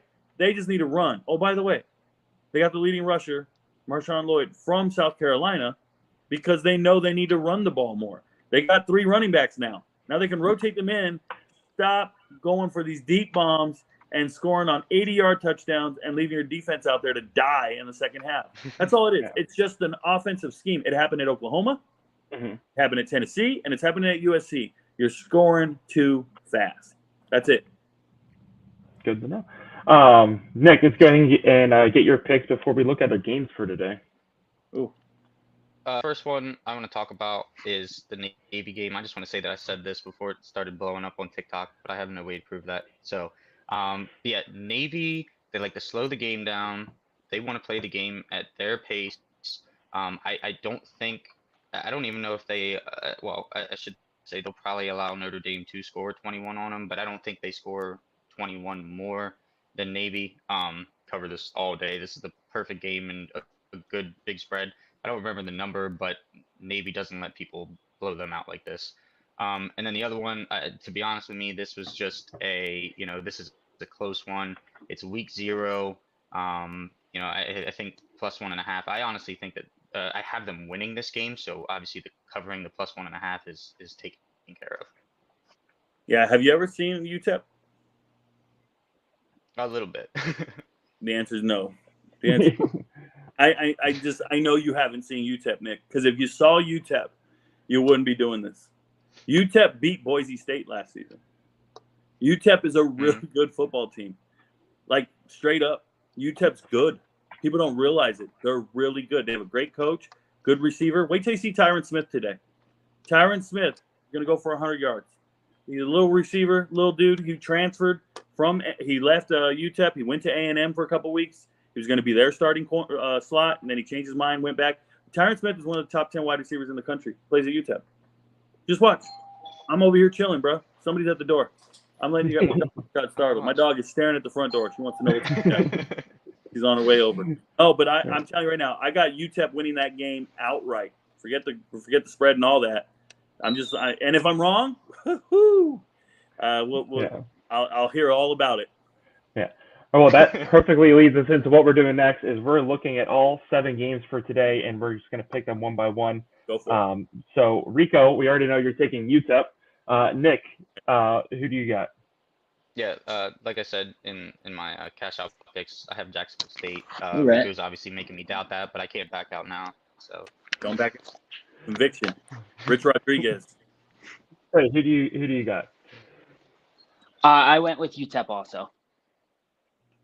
Yeah, I went with UTEP as well. Like Rico said, I really feel like they returned a lot on the offensive side of the ball. It's going to be a lot of fun to watch this game. I mean, I'm excited to see this game just because it's Jacksonville State's first game as an FBS school. I feel like it's going to be a really good environment to watch on TV. But I think UTEP gets their season off to a better start than what they did last year. In week 0. Hey, there's a game I'm really excited. Gerard Bowie. I made a video about him. He's a Division II kid, just transferred to Jacksonville State. So I'm really excited to see Gerard Bowie. Now, I don't even know if he starts. I don't know if they're going to get him the ball. But Gerard Bowie, when I watched his high school tape, I watched him do all these great things in West Virginia. You guys know Tyson Bagent, the Shepherd quarterback, Division II, killing it in preseason right now? So Tyson Bagent was his high school quarterback when he was a sophomore. But Gerard Bowie won 3 state titles in a row. I'm excited to see Gerard Bowie. I hope he gets the rock. But if he doesn't, it's going to be some dude named Lane from Jacksonville State. Lane is another transfer. Quentin, I think he's number 86. But I watched a lot of tape, wanted to try to figure out, they're new. But number 9, we're looking for number 9 in red. Looking for number 9. I'm excited for him. I can't wait to see that. Next game up we have UTEP at Jacksonville State. It's going to be 5:30 on CBS Sports Network. Next game is UMass at New Mexico. This is 7 p.m. on ESPN. Rico, who do you have winning this game? I have New Mexico State. I like Jerry Kill and everything he's doing there. I do like New Mexico State as a program. I'm so happy I predicted they would win their bowl game last year. It's one of my very first videos in the I Am Right playlist. By the way, shout out to Nick. I do have an I Was Wrong playlist. You can go watch it. Do you? 4 videos deep. Yeah, go look at the playlist. I was wrong. There ain't shit in it, but we'll add more to it as we go. Mine would be a whole lot longer. Yeah. Nick, who do you got for this game? Yeah, I had to double check here just to make sure, but I do have New Mexico State winning this. Slade? Yeah, I went with New Mexico State as well. I think that they're gonna have a great game, and I hope that they win by more than 7 points for that catch-out pick. I went with Mexico State too. I'm a huge fan of Jared Kill. I don't think he got treated right at Minnesota on his way out the door. But to see him go to New Mexico State, a program that nobody really expects anything out of, and to do the turnaround that they had last season and make a bowl game, and not only make the bowl game but win it, that was awesome to see. Um, I'm really excited for this game. It's gonna be a lot of fun to watch. Game 3, we have. Let me get to it here. Is going to be load. There we go. Ohio at San Diego State. I think this is going to be the most fun game to watch today. Ohio is one of the favorites to win the MAC. San Diego State looking for a bounce back year, looking to win the Mountain West. 7 p.m. on Fox Sports 1. Rico, who do you have winning this game? Before we go into it, New Mexico State doesn't lose any of their bowl games, by the way. You go look it up. I did know that. Yeah, they have not lost a bowl game yet. They're 4-0-1. Yeah, history. Just trivia for the smart guy in the room. Shout out to George. Yeah. So for this game, I am from Southern California originally. All my high school teammates literally all went to San Diego State. That was our school. That's where we go to school when we make it to the FBS level. But what I'll tell you is I'm pulling for Ohio in this game. I like Say Bangura as a running back. He was a freshman last year, rushed for over 1,000 yards. Love Rourke at quarterback. He's coming back from an injury, but he's there. They got a walk-on, former walk-on at Ohio State, Wiggums, their star wide receiver, a little white dude, looks like he should be playing for the Patriots right now. But I love everything about Ohio Bobcats. I hope they rep, but they had to come across the country. San Diego State lost 5 of their best players in the transfer portal. They had a ton of things go wrong, but they do have a nucleus and a base of talent in San Diego that just is unrivaled by anything up in Ohio. I'm going to make this very clear. The Ohio Bobcats can't get the same level of players San Diego State can get, right? You're competing with Cincinnati, Ohio State, Michigan. Like you're getting Penn State. You're getting just everybody's taking all your players. But Ohio did the right thing. They went and got a running back from the DMV out in DeMatha Catholic, and he's a stud. And when you find players like that, you can succeed. I'm big on Ohio this year. I hope they win at least 10 games. And it starts with this one. I could be wrong, but I hope I'm not. Slade, Nick, who do you got? Yeah, so despite me having Ohio to win the conference, they're going to lose, in my opinion, at least a game or two this year. This one came down to home field advantage for me. I felt like it was a close game as far as me trying to decide. Giving it to San Diego State strictly just for being a home field. It's week 0. Nobody's really got a whole lot of momentum yet as far as real momentum. So just gave them the home field advantage. But it's going to be a good game. Slade, who do you got? I went with Ohio here, a lot like what Rico had said. I have them going on a tear this season, and I think that they're going to be a big competitor in theirs. I have them winning their conference, and so I think it starts today. I went with Ohio as well. Again, my pick to win the MAC, and if they can run the table, especially with a big win in week 0 here against San Diego State, they could be looking at a possible New Year's Six bowl, which is unheard of for a lot of MAC teams. I don't think we've seen one since Western Michigan played Wisconsin in the Fiesta Bowl a few years ago. But they return so much on offense. I'm really excited to see their quarterback come back. And it's going to be a lot of fun to watch this game tonight. And I'm just glad it's on national TV as compared to the USC game. Game 4 we got is Hawaii at Vanderbilt. Who do you got in this one, Rico? Vandy. Clark Leah is a hell of a head coach, former defensive coordinator at Notre Dame, getting everything right, putting them all in the right position to be great. So give me Vandy. Yeah, sign a huge extension in the offseason. If he can continue to recruit the talent that he is and retain some of that talent, we can be looking at Vandy as going from the bottom of the SEC to middle pack, and that's huge for them.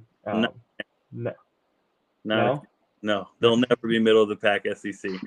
Never. I don't mean like up there with like Ole Miss and Mississippi State, but nope again. They'll always be the bottom. Okay. There's no way around. Nick, who do you got in this one? Yeah, so despite them being at the bottom of the SEC and staying there, I also went with Vandy. Hawaii, I believe, is projected to be one of the worst teams in I think Vandy is in the right direction. Again, they're not going to change a whole lot being in the SEC. It's hard to recruit down there. It's hard to get people to want to come play with you when they could go play for Bama or LSU or Georgia. But I think when it comes to this game, they have a clear advantage. I think they get it done. Slade? Yeah, I went with Vanderbilt as well. I think they're going to put up a ton of points today. I think they're going to go out and show that they want to be competitive this year. Yeah, I went with Vanderbilt as well. I think, like I said, I think Hawaii improves a lot from what they had last season. They had a couple big wins, but for the most part, they really struggled. But I think year 2 under Timmy Chang, Rico's favorite coach, I think they really improved. I think it's going to be, they're not going to be competing for the Mountain West, but they might be competing for a bowl game. And I see this being a lot closer than 63-10 like it was last season. Game 5, we have San Jose State at USC. Your thoughts on this game, Rico? USC obviously going to win the game, but San Jose State, I'm telling you, they have the best quarterback in the Mountain West. So Cordero, former Hawaii quarterback, transferred to San Jose State, was second team All Mountain West last year. He can actually do his thing. Like he looks like a poor man's Tua, right? I just think he's a great leader. I think he gets it done, and they cover this spread for sure, but they're not winning the game, obviously. Yeah. Nick? Yeah, obvious answer, USC here. Not a whole lot to add to that. If you as USC, any hopes of any sort of rememberable season is out the window, so you got to get this done. Slade? Yeah, I went with USC as well. I hope there's minimal defense played in this game. I hope both teams score a lot of points. Over. I'll take USC as well.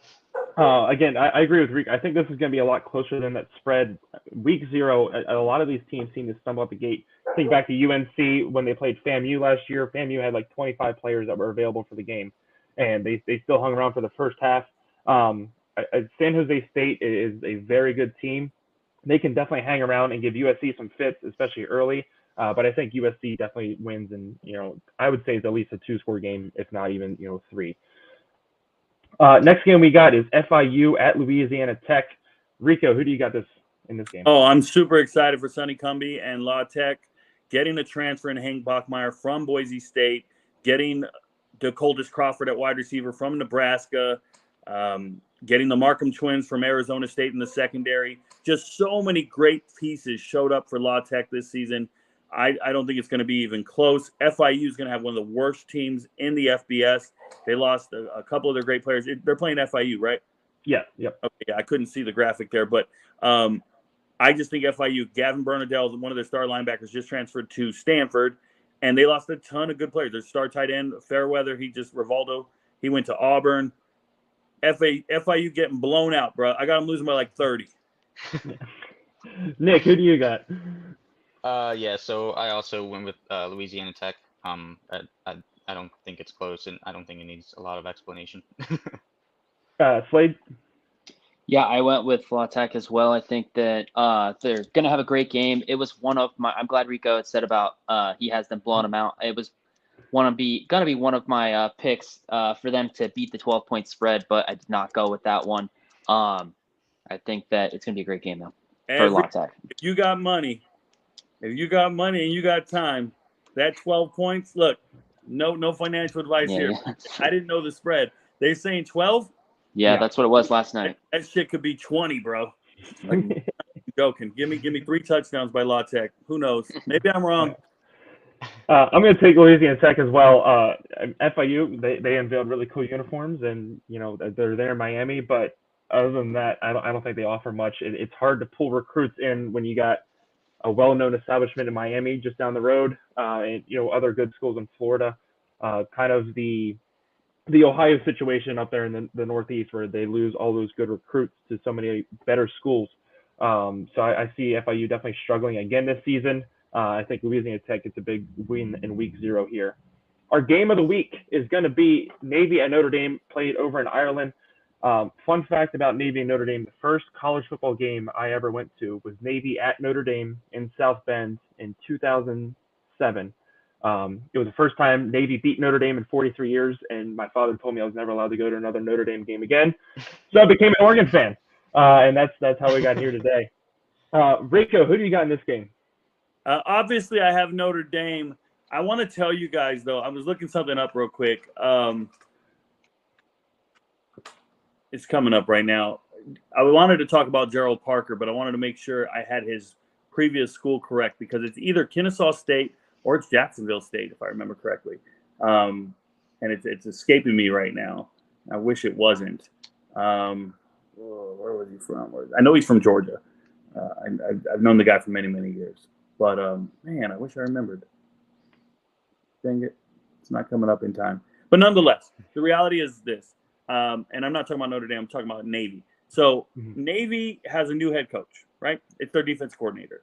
And with him taking over, they're going to have continuity on defense. But they're going to struggle to score. And when Navy's going to struggle to score, Notre Dame is supposed to come out and roll out this great offense with Sam Hartman and all this stuff. There's a guy named Jaden Greathouse. You guys ever heard of this kid? No. Okay. You're going to know him because he's on the all-name team, right? It's either Gatehouse or Greathouse. He's from Texas, I think. This young man is a superstar. And I hope all of you guys watching the game go, whoa, if they can get him the ball. Sam Hartman needs star receivers. He wasn't great at Wake Forest when I went back and watched the tape. He put up a ton of stats, but it was all A.T. Perry after the catch, bro. It was all A.T. Perry catch radius. Anything he missed, A.T. Perry, A.T. Perry. And it was a mesh offense, which means you utilize those hash marks I talked about. So I'm just not really big on Sam Hartman as a whole. They had a star wide receiver transfer in from Virginia Tech. His name is Caleb Smith. And Caleb retired due to injury this offseason. So they lost their star. He was the leading receiver at Virginia Tech last year. And he goes to Notre Dame. He's supposed to be the star receiver for them, and he's hurt. So he's gone, and they moved one of their running backs to wide receiver. They have so much talent. They're going to figure it out. They're going to get everybody everywhere. They're going to get the ball everywhere. But look, Navy is still Navy, bro. They're still going to take a long-ass time to score. They're still going to keep the ball forever. You're going to get one offensive series every quarter. It's going to be frustrating. Why the hell are they playing each other in Ireland? I'll never know. All right. Is this a home game for Navy? It says at Notre Dame. It's a home game for Notre Dame. It's the first time they've ever been a home team in Ireland. Bro, they're in Indiana. South Bend is Indiana. If you're in Annapolis and you're like, well, we got to fly to Indiana for this game. No, we're going to go further east. They took a boat. What's that? They took the Navy ship over. No, they didn't. No. It's a fraud, waste, and abuse of Slade and I were joking about that last night. They're going to pan it from the stadium. You're just going to see a big battleship cruising around. I'll be furious. But I really think Notre Dame obviously wins the game. But I think people need to pay attention to Navy because for some reason they still win 7 games in the American. Okay, they play in the toughest Group of 5 conference year in and year out, and they're still relevant. So shout out to Ken, right? Ken got fired. Ken Niamolotu. I can't say his name, but he's actually at UCLA right now, just serving as like a mentor to the team. Doing some off the book shit. I hope he's great, and I hope he's the next head coach at Northwestern. It's a whole nother conversation. But I just feel like Navy traveling all that way to get their ass whooped sucks. Yeah, absolutely. Nick, who do you got? So I went with Notre Dame in this, but like I stated earlier, I think the spread is, I don't want to say disrespectful because there is definitely a talent gap, but just the game that Navy plays, it's going to be closer than what it was. Maybe 2 touchdowns, maybe up to 17 points, but I don't see it reaching that 20. It's just going to be a slow, dreadful game. Both teams had to travel. It might end up being fun to watch. I don't know. I probably not. I'm not usually a big fan of slow games, but for the players, I've been in games like that. It's going to be terrible to play in. I'm still going to get away with it. You don't like slow games, but you're a Big Ten fan, so. Yeah, but like there's a possibility of big plays. I don't see any of that happening today. Slade, who do you got? Yeah, I went with Notre Dame here as well. I think it would have been a good over-under for them to post in possessions for Navy, just because I think that, like Rico had said, it might be close to 4, 1 1/4, but you never know. I think that Notre Dame is going to handily win this game, but that's just based on the talent difference here between the two teams and recruiting abilities. Yeah. I'm taking Notre Dame as well just because I don't want to get disowned by my family. But these two always play so close. I mean, a lot of people don't realize how tight this rivalry game is. Last year, Notre Dame was 7-3, Navy was 3-7, and it was a 3-point game. Notre Dame was up 35-13, and Navy came back and shut them out in the second half. Navy's defense is always one of the best, and like we've talked about so much, with a triple option offense, you just control the ball. You're not going to break off 60, 70-yard runs. You're going to get 4 yards every play. Third down, you're going to move the chains and go on. I think Notre Dame always has a difficult time closing out games. It's going to be interesting to see if they can finally fix that this season. But I definitely think this is a very close game. I only have it as a touchdown difference. I think it's going to be that close and low scoring as well. 28-21 is going to be my prediction. But I have Notre Dame winning. You know what's crazy is Navy lost to Notre Dame last year, 35-32. Not a lot of people even realized the game was that close, right? Mm-hmm. The very next week, Navy went on the road to play number 20 ranked UCF and beat them. Navy beat the 20th ranked team. Like, people got to understand this Navy team, they're doing something else, bro. They only won 4 games last year, but that was one of them. Okay, they are a problem. They're a matchup nightmare. You go on the road and beat the 20th ranked team. They can show up and hit you in the mouth, but I think physically they're not there this season. Not with Notre Dame. Notre Dame looks to be one of the better teams. Now I have Notre Dame losing 4 games this season, so we're clear. I have 4 games in a row. In a row. I've said it before, and I might be wrong, but I'm Rico. Nonetheless, thanks for having me, guys. I appreciate you guys. Thank you so much for joining us. We really appreciate it. Also, your video you posted yesterday, we are very thankful that you said those kind words about us. It's been an honor having you on here. It's been a lot of fun. You have a wealth of knowledge, and it's been so cool just getting to hear you talk and express that wealth of knowledge. We can't thank you enough for joining us today. If you're watching this, if you're not following Rico on either YouTube or TikTok, make sure you do that. He posts content every day, a lot of content every day, and it's just like this. It's personal, and it's very well spoken, and like he said earlier, he's very intelligent, and he definitely shows it. So we can't thank you enough for joining us today, Rico. Hey, I want to tell you guys something. I made that video yesterday, and I've been wanting to make that video for months. And I didn't know you guys, okay? But the point is, I wanted to show my audience that, yes, I do get propositions every single day. I get it. They want me on TV. They want me on other podcasts. They want me all over the place. But what they don't understand is I want my own brand. I want my own thing, right? So this morning I'm with you guys as you start your journey and you start trying to carve your niche in this world of sports talk. I wore this shirt. And this shirt, it says Rico Knows on it, okay? It says Rico Knows right here. And it's got a weird emblem nobody's ever seen. This is a throwback shirt. On the back, it's got some random shit on it. It's not any good. But I can remember the first time I got this shirt, I was on top of the world. I was like, I made it, bro. I got my own merch. I got my own shirt. And I was so excited. Okay. And people started wearing my stuff and everything. And over the last year, the logos changed. The slogans changed, right? My motto, your friends don't know, but Rico knows, right? Everybody writes it in the bottom of. I can see videos. I saw videos yesterday from all over the sports world, and if you go to the comments, you'll just find somebody says Rico knows. Yeah, it's so remarkable. But I wanted to show you guys the journey started here as a rough draft, and it wasn't a finished product. And you'll be so amazed where you can get to with just drive, determination, commitment, and just evolution, right? Yes, there does need to be some innate ability and skill set, but I love your show, your setup, guys. I do a show. I don't have any of this. I can't do graphics. I don't have lists made. I don't have pre-proposition this. I told you I don't have a script. I just talk and wing it, right? I don't have production of any sort. And that's why I do a show every single day. And that's why I make 10 videos an hour, because I can just talk on my phone and go. It's a man in his living room with an iPhone. But I'm telling you, it changed my life.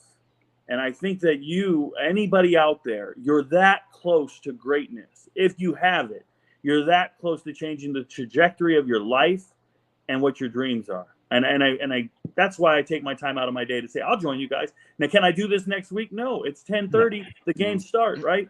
But I told you, I will give you my time, and I genuinely will come in here. I'm not pressed for time. I'm not in a hurry. I'm not upset. I don't know you three gentlemen from anywhere, but I promise you, we could all sit down at a table somewhere, break bread, and just talk sport and have a good time. And Absolutely. that's what's unique about this, because we wouldn't know each other from any other walk of life. We Mhm. wouldn't. I wouldn't pass you guys in where I live in passing, in my hobbies, in my day-to-day life, like never. But I appreciate it. It's awesome. I like the fact that three dudes have known each other their whole lives, kicking, saying, yo, let's go do this thing. So I appreciate you guys from the bottom of my heart, man. Thanks for having me. Thank you for Thank you. joining us, and thank you everybody for watching. Don't forget, we'll be back same time next week to preview week 1. It's going to be a lot of fun, and we'll be here all season. So thank you guys so much. Go enjoy your week 0, and our podcast will be out Thursday morning. We'll see you then. Hey, for my people, I'm going to jump on my live stream, and I'll do my Q&A. I have a bunch of questions and answers I got to get to. All right, peace, y'all. Have a good See one. you. Thanks, See you. Rico. Thank you.